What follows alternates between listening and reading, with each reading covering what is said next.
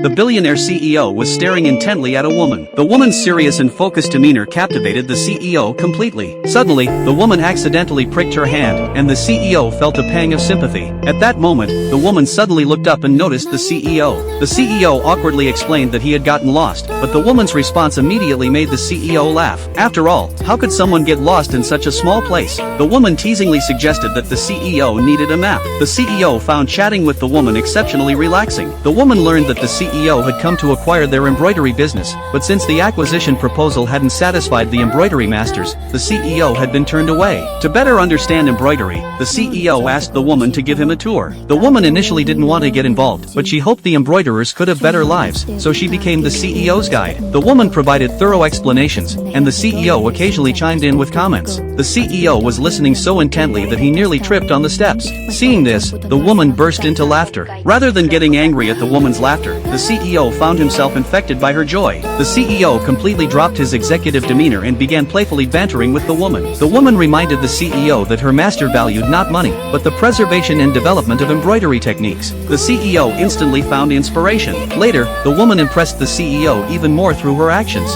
The CEO brought the woman to a brand flagship store under his company and asked her to evaluate the season's new products. The woman carefully examined each garment and spotted problems, but instead of pointing them out directly, she asked the CEO whether she would receive payment. The CEO answered the woman with just a look, and seeing his expression, the woman reluctantly shared her observations. Afterward, the woman led the CEO through a waterway alley to a handmade embroidery stall. The woman took the CEO's hand and had him feel the handmade embroidery. The CEO had never held hands so intimately with the woman before, and he felt a flutter of nervousness, though he tried to maintain his composure while observing the embroidery. The CEO then told the woman that he could feel her hand perspiration, which the woman found hilariously ridiculous. The woman explained to the CEO that handmade embroidery and machine embroidery had different warmth, and that embroidered pieces, like people, had emotions. The CEO understood completely and realized that to win over the woman's master, he needed to appeal to emotions. Afterward, the CEO purchased 2 dolls at the stall. However, he kept the little fox that the woman liked and gave the woman a little prince doll instead.